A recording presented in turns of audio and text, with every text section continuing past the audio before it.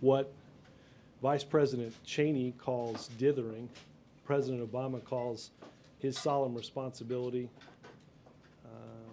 to the men and women in uniform and to the American public. I think we've all seen what happens when somebody doesn't take that responsibility seriously.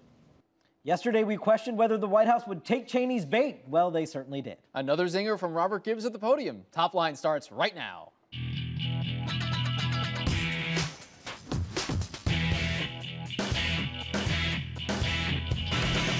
Hello and welcome to ABCNews.com's Top Line. I'm David Chalian. And I'm Rick Klein. Each weekday, we're bringing you the very latest political headlines, reporting, insight, analysis, everything you need and want to know about politics. And that great feeling, you can keep it going all day long. It's twitter.com/thenote. Let us know what you think. Take us into the weekend, sir. What is your top line? Optional option. All the momentum now on Capitol Hill is moving toward a public option with an opt-out mechanism for states that don't want to be part of it. They can say, thanks but no thanks to the federal government. We're seeing a significant movement in the Senate moving toward it from the left, from the right, and then from the left they're moving toward it in the House of Representatives. This looks like it's what it's going to be. It's just a question of getting there. Yeah, it's amazing to see. It looks like it's going to be this compromised version in the Senate and not quite as robust as the liberals want in the House, but a fascinating debate to continue to watch.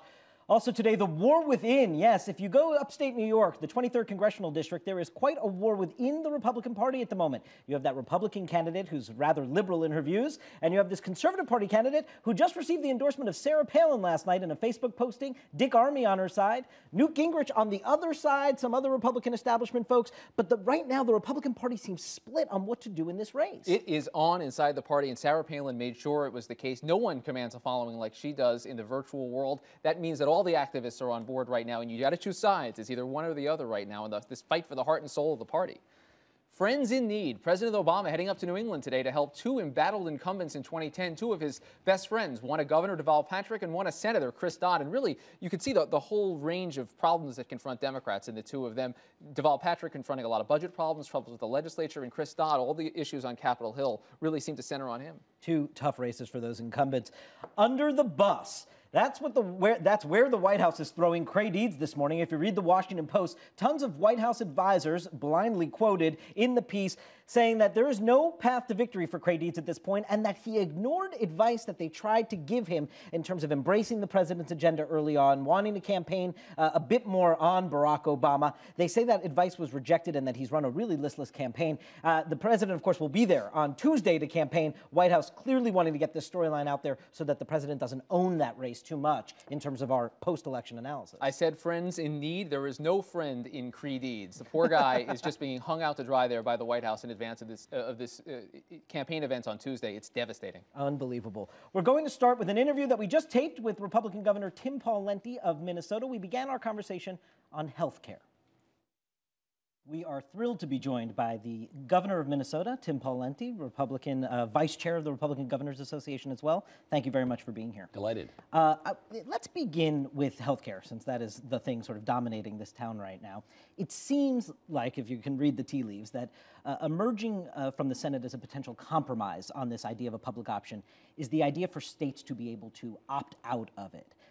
That seems like where the Senate is going right now. And so as a chief executive of a state, would you opt out? Would Minnesota opt out of a public option if that's where the bill ends up? Well, I don't know if we would opt out, but I personally would like to opt out because I don't like government-run health care. And we shouldn't call it the public option. We should call it what it is, which is government-run health care. They are desperate. The Democrats are thrashing about trying to find some way to get government-run health care into the final package, to embed it in the final package.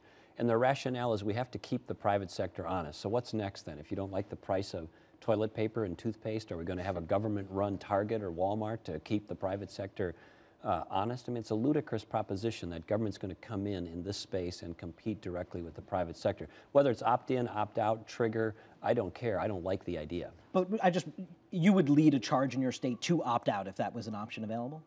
I think so, because I don't like government-run health care. Now, I can understand saying it's not right for Minnesota. Would you have a problem with that being there as an option for other states? It may not be right in Minnesota, but the governor of another state may say that is what I want. Well, there's a philosophical issue here about what should the federal government be doing. And one of the things that they shouldn't be doing is continuing to add entitlement programs to their portfolio. They've put on a pathway to bankruptcy every entitlement program they currently run, Social Security, Medicaid, Medicare, and others. Why would we give them another one when they can't even run the ones that they have? But what about the states having that option? I mean, that seems to fit with states' rights to say, if this is right for you, do it. If it's not right, don't do it. Well, in terms of the state option, it's better than having them mandate it, but I still don't like the idea philosophically of government-run health insurance. I think it's a bad idea. I want to turn your attention. I saw last night you were asked about this special House race up in New York 23. You say you haven't been paying that much attention and sort of staying on the sidelines of it. This is where there's a Republican Party candidate and a Conservative Party candidate that seem to be splitting all the votes on the right at the moment. We've seen Sarah Palin weigh in for the Conservative Party candidate, folks like Newt Gingrich for the Republican Party candidate. It seems to be splitting your party right now at a time where you don't want to be splitting your party. You need every vote you guys can get at the moment. And I guess, you said when you decided not to run for re-election that you were going to travel the country and work to get Republicans elected. Why have you not endorsed the Republican candidate in this race? Well, I've been busy being governor of the state of Minnesota, first of all. Second of all, I'm working my can off for the Republican Governors Association, trying to get Republican governors elected or re-elected. And we got two very important races right now in Virginia and New Jersey. But this is the only House race on the ballot in the country. Yeah, so I don't like to endorse people unless I've actually looked at their records or know what they're doing or what they're about. So I'll take some time and review these candidates and their records. But what I said last night and say to you today, because of my obligations as governor, because I've been working hard for the RGA, I haven't focused on this race. I'm not going to just blindly endorse somebody. I want to take the time to see what kind of folks they are. And as a conservative, I am worried about some of the things I've heard in this race about how the person was selected and some of the things in the record. Republican candidate you're talking about. Yeah, I mean, it seemed to be a small group of insiders as opposed to the party more broadly. But I want to take some time to get to know the records of these individuals before I make a decision about who to endorse or not. Do you anticipate making an endorsement then? Probably, yeah, but I don't want to do that without being informed, and I've been focused on being governor, and I've been focused on helping the Republican Governors Association. This is not a race I've focused on yet. One interesting thing that came out of Sarah Palin when she posted her Facebook account last night, she said political parties must stand for something. You had almost, I don't want to say the opposite argument, but a much different argument from former Speaker Newt Gingrich, who said he's making his endorsement for the Republican candidate because we need to be attracting more voters, and it means accepting some positions that you're not crazy about. Do you think about that alignment, which direction, if there are these two choices, certainly in this race and beyond? Well, the Republican Party is and will remain a conservative party, and the object of the exercise here isn't to pretend like we're Democrats to try to get Democrat and independent support. I think the better pathway is to try to convince Democrats and independents why conservative and Republican principles and values and ideas are worth supporting. And so we need to keep that clear. Within the Republican Party, there's going to be some differences of opinion and debate. That's healthy as to platforms, as to candidates and the like. But in general, it needs to be and will remain a conservative party. As to the situation in New York, one of the things I'm going to look at is the selection of this individual. If it really was just 9 people deciding, that seems a little cloistered. Not enough to just have Republican next to your name, you're saying? Well, I'm just saying the process may not have been as open as it should have been. I want to ask you about Afghanistan. We've seen a war of words in the last couple of days between. And again, I want to repeat as to some of the things I've heard about the Republican candidate there. As a conservative, I'm concerned about some of the alleged issue positions that she holds. But I want to look. I want to be being pro-choice, pro-gay marriage, pro-labor union. I want to be fair to both candidates and look at their records. But there are some things that have been told that she holds dear that may not be consistent with conservative principles. Vice President Cheney this week came out and gave a blistering speech, the latest in a series, talking about the president's decision-making on Afghanistan. It said the president's dithering and is quote, afraid to make choices, and suggested pretty strongly that he's putting troops at risk by not acting more quickly on Afghanistan. Do you share those views? Well, I've been to Iraq 4 times. I've been to Afghanistan twice. I was most recently there just a couple of months ago. I had a chance to meet with General McChrystal. At the time, his report wasn't public yet, but he was foreshadowing much of his thinking on that. General Petraeus, General McChrystal, I think are recognized in terms of very effective architects of counterinsurgency strategies. I believe they know what they're doing. I would support his request to put more troops in there. I'm concerned by the delay that President Obama and others have in making this decision. I understand they wanted to do a review. They've done it. And now it's the fork in the road. They need to make the decision. And in the meantime, we have troops and families wondering about what the future of that mission is. Are the troops going to be supported there? Are they going to advance? And there's concern and questions that need to get answered, and now the president needs to answer them, and I wish he would do it soon. Do you agree with Vice President Cheney? I'm sorry, I didn't quite hear that in your answer. Do you agree with him that the president is afraid or has been dithering? Do you agree with that assessment? Well, I think he undertook a review about the Afghanistan situation, which I think he's entitled to. But if you look at his rhetoric during the campaign, it sounded like he was poised to be committed to do whatever it takes to win the war and complete the mission in Afghanistan.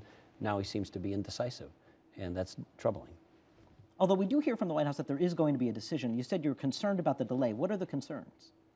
Well, you've got individuals in Afghanistan, for example. You know, I've talked to a father about a week ago in Minnesota whose son was at a combat operating base in Afghanistan where 8 people were killed. And at least in the father's opinion, through information he had from his son, they didn't have enough help and support there to defend themselves. And they had rules of engagement that were too limiting in this father's opinion. And his son wasn't killed, but 8 other American soldiers were.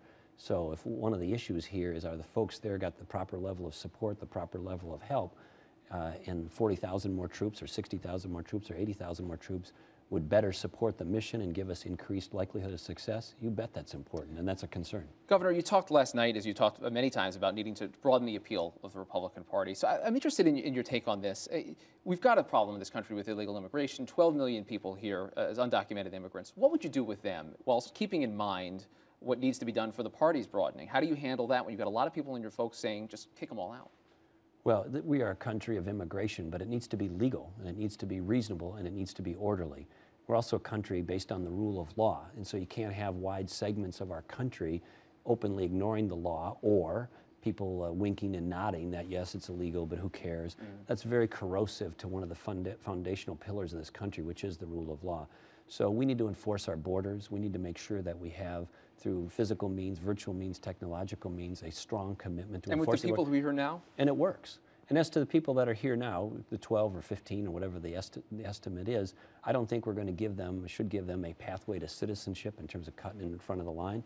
Some people I think should be returned or asked to leave. But if you have, for example, somebody who's served in the military, has been in the United States for 20 years and has served with the distinction and honor in the United States military, you're going to throw that person out? So I think it's not a one-size-fits-all answer. I think you have to go through the group of 12 or 15 million people and look at, you know, have they been crime-free? Have they served in the military? And make some decisions on a case-by-case basis. So there isn't a one-size-fits-all answer to that question. We're going to have to leave it there. Governor Tim Pawlenty, Republican of Minnesota, thank you very much for being here today. You're welcome. We appreciate it. Appreciate it.